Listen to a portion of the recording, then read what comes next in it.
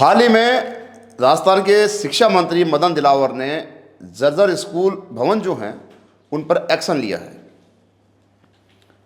उन्होंने साफ निर्देश दिए हैं, आदेश दिए हैं एक वीडियो जारी करके कि तमाम जो प्रदेश के जर्जर भवन स्कूल भवन हैं और जो खामियां हैं उनको दूर करते हुए जिम्मेदारों पर गाज गिरेगी और कार्रवाई भी की जाएगी। अब बात ये कहेंगे आप कि इसमें नया क्या है? सही पूछ रहे हैं आप। नमस्कार, मैं हूं संदीप अग्रवाल और वापस एक विशेष बात के लिए मैं यहाँ पे आपके साथ मौजूद हूं। सवाल ये है कि हाल फिलहाल झालावाड़ हादसे के बाद सरकार को जो सबक मिलना था, जिम्मेदारों को जो सबक मिलना था, वो सबक मिला, लेकिन एक्शन कुछ नहीं हुआ। मेरा कहने का मतलब यह है कि ये बात आज जुलाई में जो हादसा हुआ, आज अक्टूबर चल रहा है, 3 से 4-5 महीने हो चुके हैं, सरकार नहीं चेती।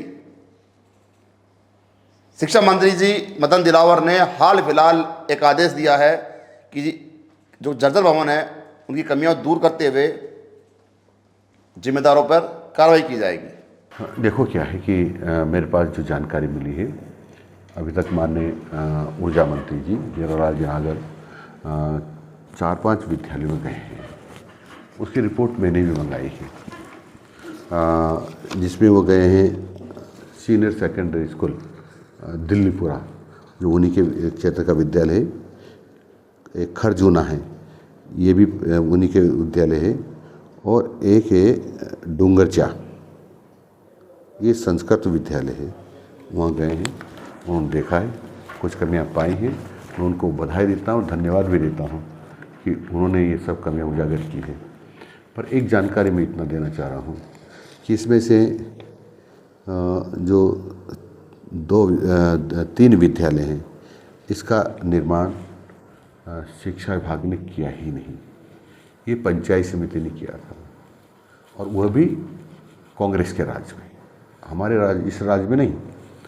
दूसरा एक है जो दिल्लीपुरा समसा का है, ये 2021 में इसका निर्माण हुआ है, अभी कोई निर्माण नहीं हुआ। उनकी गलती है, मैंने इसकी जांच के लिए दे दिया है। जो दोषी होंगे उनके खिलाफ हम सख्त कार्रवाई करेंगे।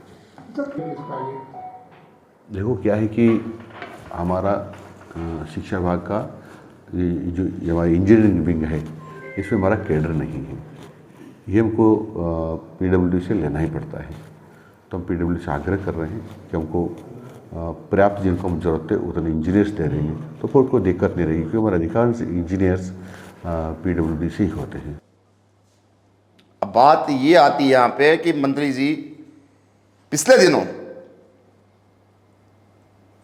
ऊर्जा मंत्री हीरालाल नागर जब प्रदेश के दौरे पे थे, तब उन्होंने को शिकायतें मिल रही थी कि कई स्कूल्स ऐसे हैं, सरकारी स्कूल विद्यालय, जिनकी हालत जर्जर में है।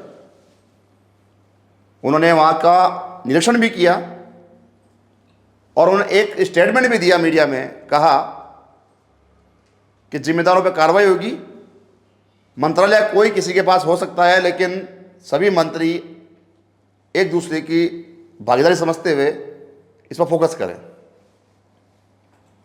इसी को लेकर अब शिक्षा मंत्री मदन दिलावर ने अपने ऑफिशियल जो व्हाट्सएप ग्रुप है मीडिया का राजस्थान प्रदेश का, उसमें एक मैसेज वायरल किया है, मैसेज डाला है, एक वीडियो जारी किया है। मैं दिखा देता हूं एक बार वीडियो वो भी। उनमें लिखा है कि उन्होंने ये भी कहा है कि तमाम जो स्कूल हैं, ऊर्जा मंत्री हीरालाल नागर की शिकायत मिली है, उस पर कार्रवाई की जाएगी और जिम्मेदारों पर गाज गिरेगी, बाकायदा विभागीय कार्रवाई बैठेगी। देखिए, उन्होंने लिखा है ऊर्जा मंत्री द्वारा स्कूलों के निरीक्षण में पाई गई खामियों की होगी जांच। अब मैन मुद्दे की बात यह है श्रीमान कि ऊर्जा मंत्री हीरालाल नागर जो उनकी शिकायत पे आपने संज्ञान ले लिया, जबकि ये शिकायतें तो लगातार आपको मिल रही थी और आपको ये एक्शन तो झालावाड़ हादसे के बाद तुरंत ले लाना चाहिए था। लेकिन आपने क्या किया, आपने केवल और केवल अपना पल्ला झाड़ते हुए, अपनी जिम्मेदारी को भूलते हुए, कुछ शिक्षा के अधिकारी, जो विभाग के अधिकारी है उसी क्षेत्र के जहाँ पर वो झालावाड़ हादसा हुआ था, उनको निलंबन की कार्रवाई करते हुए अपना पल्ला झाड़ लिया। मेन सवाल यहीं से शुरू होता है कि शिक्षा मंत्री जी, आपके पास लगातार शिकायतें मिलती रहती है कि फलां स्कूल में हादसा होने की कगार पे है, फलां स्कूल की जर्जर इमारतें हो चुकी हैं, उनको मरम्मत की ज़रूरत है, कोई संज्ञान नहीं होता है।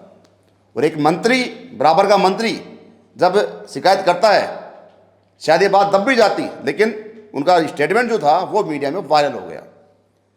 तब शायद अब चर्चाएं ये हैं कि मंत्री जी ने हीरालाल नागर, जो ऊर्जा मंत्री है, उनकी बात की साख रखने के लिए त्वरित कार्रवाई के निर्देश दिए हैं।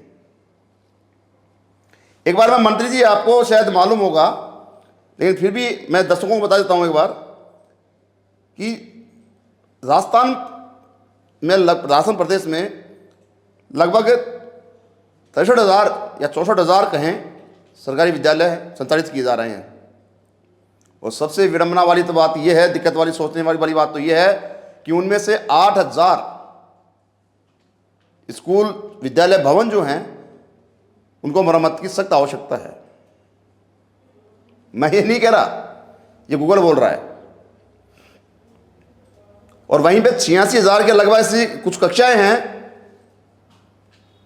जिनमें जर्जर अवस्था में पाई गई हैं। वो सर्वे के अनुसार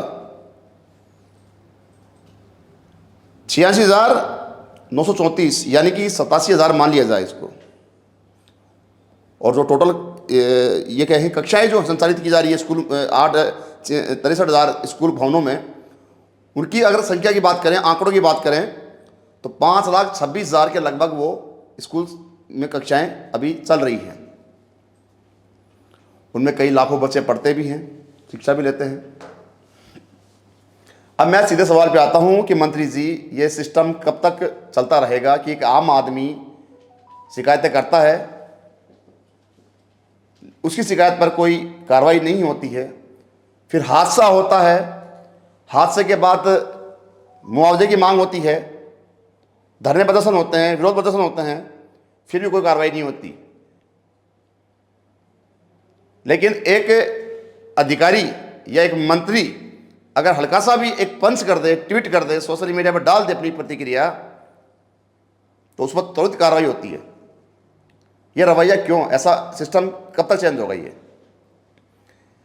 एक किस्सा मेरे को याद आ रहा है अभी आंध्र प्रदेश में, कि आंध्र प्रदेश में एक महिला आईएएस ने अपने बेटे को सरकारी स्कूल में भर्ती करवा दिया पढ़ने के लिए। रातों रात उस स्कूल की किस्मत बदल गई। रातों रात उस स्कूल में तमाम जो सुविधाएं थी वो लागू कर दी गई, उसकी कायापलट हो गई। क्यों? ऐसा क्यों है कि राजनेताओं के बच्चे सरकारी स्कूल में नहीं पढ़ते हैं, प्रशासनिक अधिकारियों के बच्चे सरकारी स्कूलों में नहीं पढ़ते हैं? जो रीति रिवाज चल रहा है, जो एक भ्रम चल रहा है कि सरकारी स्कूलों में पढ़ाई नहीं होती, उसके जिम्मेदार भी राजनेता ही हैं, मंत्री ही हैं। मैं आपकी बात नहीं कर रहा हूं, आपसे पहले भी वसुंधरा सरकार रही है, गहलोत सरकार रही है, उनको भी सोचना चाहिए था। लेकिन नहीं, वो केवल और केवल वोट बैंक की राजनीति की उन्होंने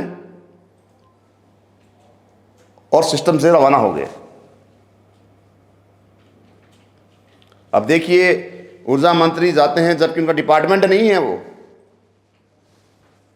और एक हल्का सा एक सोशल मीडिया में वायरल होता है संदेश की ऊर्जा मंत्री हीरालाल नागर प्रदेश की सरकारी स्कूलों का जायजा लिया और उनको कमियां पाई गई। आनंद फानन में शिक्षा विभाग हरकत में आया और जांच के आदेश दे दिए। हाल फिलहाल झालावाड़ में जो हादसा हुआ, 7 बच्चों की दर्दनाक मौत हुई, एक युवा नेता ने धरना प्रदर्शन भी किया जिसका नाम नरेश मीणा था। हालांकि ये बात अलग है कि सच्चाई क्या है कि उन्होंने एम्बुलेंस रोका, उसके बाद जेल गए, और सच्चाई ये भी है कि उन्होंने अपना कैरियर चमकाने के लिए, राजनीति में आने के लिए वो ऐसा एक किया, लेकिन उससे संज्ञान लेना चाहिए था आपको ऑन द स्पॉट। आज हालांकि मैं इस मुद्दे पर नहीं बोलता, लेकिन जो तमाम मेरे पास कमेंट्स आ रहे हैं मेरी पहली खबरों को लेकर, तब जाके मुझे बोलना पड़ रहा है। हाल ही में नीम का थाना जो सीकर डिस्ट्रिक्ट में पड़ता है, वहाँ के एक नवोदय विद्यालय में एक छात्र की, या यूँ कहीं छात्र को प्रताड़ित किया गया। उसके बाद में उसका इलाज चला, जेके लॉन में चला, धरने प्रदर्शन हुए, और वह उस दुनिया धीरज जो वर्मा था इस दुनिया को अलविदा कह गया। आपने कोई संज्ञान नहीं लिया अभी तक भी। मेरा एक यहाँ पे कैमरे के सामने बैठकर ये बातें बोलने का, आपसे बातचीत करने का, या आपको बताने का एक ही मकसद है केवल और केवल कि कैसे भी प्रदेश के हालात सुधरे, जनता अपने आप को ठगा सा महसूस नहीं करें, जो अमूमन होता आया है कि जब चुनाव आते हैं तब नेता आगे पीछे भगते हैं जनता के पीछे, और जैसे चुनाव गए उसके बाद जनता टाटा बाय बाय।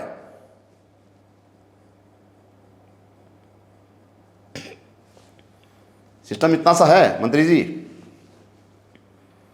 एक्शन लेना पड़ेगा। इसको पर्सनली टारगेट नहीं माने, आपके पद को ध्यान में रखते हुए मैं आपसे बात कर रहा हूं। मैं आज इतना ही कहूंगा कि एक बार वापस सिस्टम में सुधार लाने की कोशिश कीजिए, जनता आपका साथ देगी। राजनीति की चकाचौंध जो है वह अच्छे अच्छे को अंधा कर देती है,